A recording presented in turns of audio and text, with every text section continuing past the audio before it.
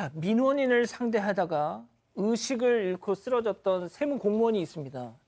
유족들의 허락 하에 그분의 해당 세무서 민원봉사실장 존함을 공개합니다. 바로 강윤숙 팀장님이신데, 자, 그날로 돌아가 보죠.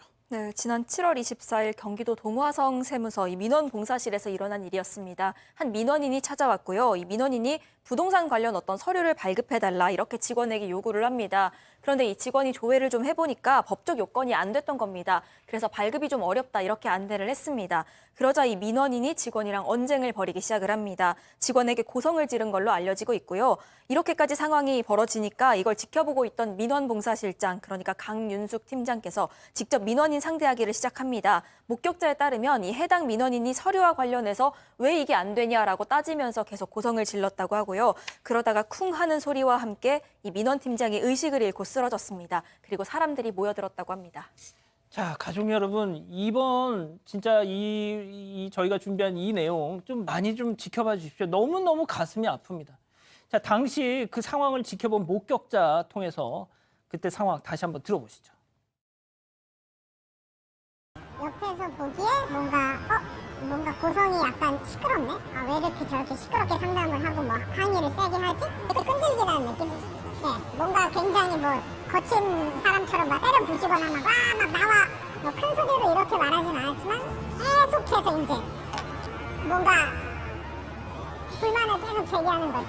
뭔가 민원인은 계속 이거 왜 안 되냐고 따졌고, 그 팀장님이란 분은 뭔가 이게 지금은 할 수 없습니다. 왜 지금 안 되냐? 지금 해달라. 계속 이렇게 말을 했었죠. 숨 넘어갈 것 같은 그런 상황이었죠. 근데 갑자기 쿵 쓰러지시고.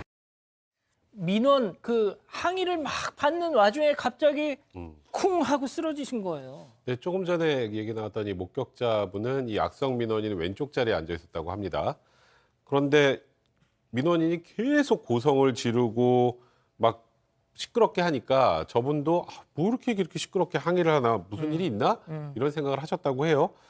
근데 당시 민원실에 이 목격자분을 포함해서 한 6명에서 7명 정도의 민원인이 이제 같이 업무를 보고 있었는데, 악성 민원인의 이 제가 말씀드린 이 고성 섞인 민원, 계속 소리 지르고 막무가내로 대하는 이 민원이 10여 분 이상 이어졌었다고 합니다. 자, 그럼 여기서 두 번째 사건 체크포인트 짚어보죠. 쇼하지 마라는 게 무슨 얘기죠? 그러니까 처음 목격자가 봤었을 때, 처음에 이 강 팀장님이 쓰러지셨을 때, 그럼 사람이 얘기를 하다가 앞에 쓰러지면 막 놀라서 사람들 부르고 응급조치하고 취하게 그래야 되잖아요. 그러진 않고 뭐 어쩌란 말이야 라는 식으로 쳐다보면서 쇼하는 거 아니야? 이런 식으로 나왔다라는 겁니다. 한참을 기다리다가 다른 사람들이 다 달려와서 응급조치를 하는데도 불구하고 이 강 팀장님이 움직이지 않고 상황이 심각해지니까 그제서야, 나중에야 본인도 이제 좀 어쩔 줄 몰라하는 그런 모습을 보였다고 합니다. 자, 당시 상황이 담긴 CCTV는 가족들에게만 공개가 됐습니다. 국세청에서 뭐 무슨 사연이 있는지 이거를 가족들에게만 공개를 하고, 그것도 정보 공개 청구 이렇게 과정을 거쳐서야 겨우 열람을 하셨다고 해요. 자, 어떤 장면이 그때 담겼을지 유족들에게 직접 들어봤습니다. 누나가 응대를 한 3시 13분부터 시작을 합니다.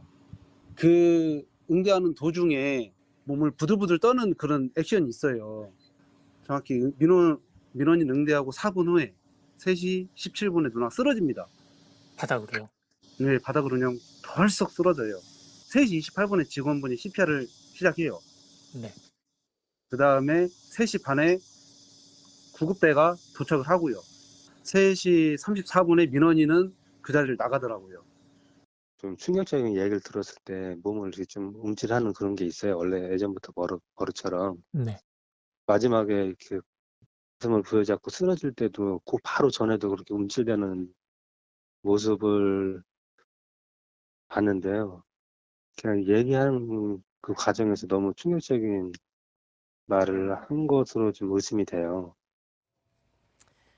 자, 응급실로 긴급 이송이 됐지만요. 의식불명 상태에 빠지셨고 결국 지난 8월 16일 오후에 돌아가셨어요. 이 사망한 강윤숙 팀장, 뒷얘기가 지금 당장 우리 가족 여러분들도 저 사파의 휠체어가 뭐지? 지금 그러고 계세요. 네, 이 강윤숙 팀장은 골수암을 앓으셨었대요. 그래서 이 과정에서 다리를 하나 잃으셨습니다. 그래서 휠체어를 타고 다니셨다고 합니다. 근데 이제 그럼에도 불구하고 22년 동안 너무 성실히 근무를 하셨대요. 그래서 사건이 벌어졌던 그날도 더 안타까운 것은 이 강 팀장이 민원 응대 우수 직원으로 뽑힌 날이었다고 합니다. 그래서 남편한테 나 136명 중에 2등을 했대. 이런 식의 아마 연락을 하셨나 봐요. 그래서 함께 너무 기뻐하셨다고 합니다. 사건 당일에도 책임감을 가지고 항의를 받는 담당 직원을 대신해서 직접 나서서 민원을 해결하고 계셨던 거예요. 또 안타까운 사실은 남편께서도 역시 다리를 하나 잃으셨다고 합니다. 그러니까 장애를 가지고 계시고 그리고 지금 남편은 또 위암 4기 판정을 받아서 병마하고 싸우고 계시대요. 두 부부가 장애에도 불구하고 또 병마와도 싸우면서 불하지 않고 이렇게 열심히 씩씩하게 사이좋게 열심히 사셨는데 이런 일을 당하셔서 더더구나 안타깝습니다. 제가 이 배우자 남편분의 인터뷰를 봤는데 위암 4기이시다 보니까 당연히 내가 먼저 갈 거라고 생각을 하고 마음 준비를 하고 살았는데 이런 일로 아내를 먼저 떠나보내게 됐다. 정말 그 황망함을 인터뷰에서 이렇게 드러내시더라고요. 자, 불친절한 공무원이 있죠. 저도 당해봤습니다. 하지만 들으셨잖아요. 민원 응대 우수 직원으로 뽑히셨대요. 130명 중에 2등을 하셨. 자, 그런 분인데 세상에 이런 일을 당했다고 하니 백 변호사님 일단은 민원인한테 무슨 잘못이 있지 않을까라는 생각이 들잖아요. 그러니까 일단은 지금 그 사고 당시 모습이 담겨 있는 CCTV 영상은 있는데 그 음성이 담겨 있지는 않다고 합니다. 그러니까 원칙적으로 뭐 물리적인 폭행을 통해서 사망한 게 아니라면 사실 너무 안타깝습니다만 강윤숙 팀장님의 사망에 대해서 형사적 책임을 이 민원인에게 묻긴 좀 어려울 것 같습니다. 다만 이제 음성에서 뭔가 협박성 멘트들이나 이런 것들 난동부릴 모습이 있다면 공무집행방해 죄로 처벌은 가능할 거라고 생각이 드는데 이제 그러려면 무슨 말을 했었는지 아까 조금 전에 우리 인터뷰하셨던 목격자분들 또 6, 7명 정도 민원이 있었다고 했으니까 그분들 그리고 현장에 있었던 사람들의 진술 등을 토대로 그러니까 그 민원인이 어떤 식으로 이렇게 고성을 질러대고 했는지 그 부분을 정확하게 체크를 해서 형사책을 묻는 방법을 고려해 보셔야 될 것 같습니다. 제가 양 변호사님께 마지막 좀 여쭤볼게요. 자, 제일 중요한 건 그 문제의 민원인입니다. 제가 그분을 막 이렇게 뭐 죄를 크게 지은 것처럼 몰아가려는 건 아닌데 참 이런 상황에서는 그래도 조금 사람 된 도리라는 게 있잖아요. 자, 혹시 뭐 병원에 찾아오거나 혹은 유족에게 연락을 했거나 뭐 그런 거 있었답니까? 전혀 없었다고 하고요. 유족 측에 따르면 고인이 생전에 3주나 병원에 있었는데 그동안 찾아온 적도 연락한 적도 없다고 합니다. 사실 유족이 이 민원인에게 모두 다 책임져라 뭐 이렇게 얘기하고 있는 상황도 사실 아닙니다. 그런데 이런 상황을 알면서 어떻게 이럴 수가 있냐 이렇게 전했습니다. 자, 마지막으로 이 고 강윤숙 팀장 이 배우자분 남편분의 얘기 잠깐 들어보시죠. 저는 제일 바라는 것은 사과죠. 사과를 좀 했었으면 좋겠어요. 그렇게 저희 모든 식구들이 다 사랑하는 저희 가족이 세상을 떠났는데 그 가해한 그 분이 아무 말도 없이 그냥 이렇게 지나간다는 게 솔직히 저는 말이 안 된다고 생각합니다. 가족으로서. 자, 이 사진 좀 계속 좀 잡아주실 수 있어요? 발 사진. 예. 자, 이게 뭐냐면요. 왼쪽이 남편분, 오른쪽이 고인의 발입니다. 2인 삼각이라지만 보시다시피 두 분의 다리는 그냥 두 다리밖에 없었어요. 다들 이제 다리가 한쪽이 없으시다 보니까 자, 저 한쪽 다리를 남편분은 떠나 보내신 겁니다. 정말 생각지도 못한 일 말이죠. 자, 이번 일이 있은 후에 국세청에서는 전국 133개 세무서 민원 봉사실에 악성 민원인을 응대할 때 이 사용할 녹음기, 이 명찰에다가 녹음 기능을 달아가지고 이걸 보급했대요. 자, 양 변호사님, 그런데 말이죠. 그 정작 이 국세청 직원들이 세종시에 있는 국세청 본청에 근조 화환이 배달이 됐답니다. 직원들 명의로. 이게 뭘 의미하겠습니까? 국세청이 과연 이 상황에서 순직한 이 팀장님에 대해서 6급이셨는데 사무관으로 하나 추서해 주는 걸로 그냥 대강 뭐 이렇게 넘어가는 뭐 이런 식의 부글부글함이 있다는 겁니다. 그렇게 돼서는 안 되죠. 근무 중에 이제 근무와 관련된 업무와 관련된 일을 하시다가 통상적인 어떤 개념으로 하면 산업재해에 해당할 가능성이 대단히 높지 않습니까? 지금 사실은 이 가족분들도 이 어떤 책임을 묻기 어려운 부분 중에 하나가 아까 노동기 보급을 왜 이제 하냐면 그때 당시에도 무슨 일이 정확하게 어떠는지 파악할 수가 없었다는 거예요. 그러니까 지나간 일은 지나간 일이라고 할지라도 앞으로 그럼 예방한다는 거 좋습니다. 그런데 이게 민사소송으로서 민원인에게 이 가족들이 책임을 묻는 것과는 별개로 내부에서는 또 조사를 할 수가 있잖아요. 주변 동료들은 알 수가 있잖아요. 그러면 이 부분에 대해서 이 단순하게 뭐 이미 돌아가신 분 뭐 한 계급을 올린다고 해서 한 직위 올린다고 해서 뭐가 크게 달라지겠습니까? 그게 그 죽음이 억울하게 끝나지 않고 그 죽음에 대해서 충분하게 어떤 사후적인 보상이라도 해주셔야 같이 근무하시는 공무원분들이 또 여기서 힘을 얻는 거 아니겠습니까? 어느 직장이나 그런 건 마찬가지 아닐까요? 국가잖아요, 더군다나. 국가는 더 모범을 보여야죠. 수박이 기가 막혀. 아하, 이건 또 무슨 얘기일까요? 일단 사진으로 만나보시죠.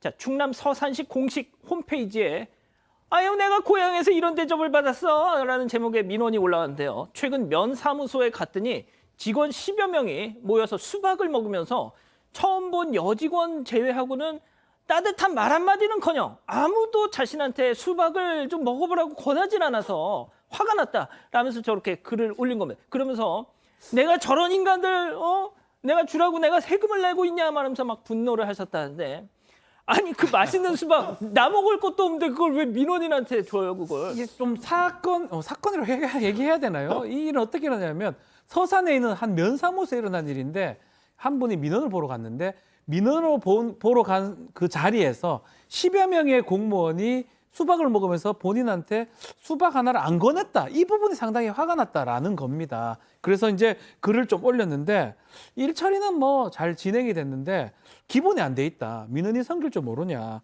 이게 부모 교육 문제인지 공무원 교육 문제인지 연수는 왜 받으러 가는지라고 하면서 배운 게 전혀 없다. 섬기는 전혀 모른다. 이래 글을 썼는데요. 글쎄 수박 먹고 싶으면 먹고 싶다고 얘기하면 되잖아요. 마침 또 우리 박 변호사님 수박 수박 옷을 좀 입고 나오셨어 또. 수박 시시하신데 그러니까 저는 그냥 개인적으로 먹고 싶으면 수박 맛있네요라고 한마디 하면 그냥 줘요. 맞아. 아무 말도 안 했으니까 안 준 거 아닌가. 그냥 앞에서 생각도 들어요. 이 혀 아유 이거 달아요. 그러면 줍니다. 예. 근데 알아서 주시기를 원했던 거. 그런 생각 하셨던 것 같아요. 교수님 어떻게 보셨습니까?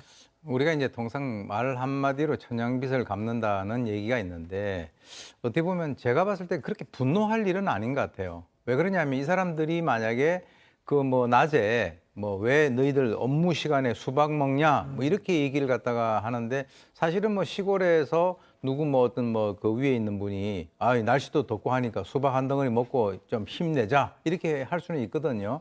그런데 그 상황에서 권하질 않으니까 아마 이분이 상당히 좀 이렇게 마음이 상했던 것 같아요. 자기가 무시당한다라고 그렇게 생각을 해서.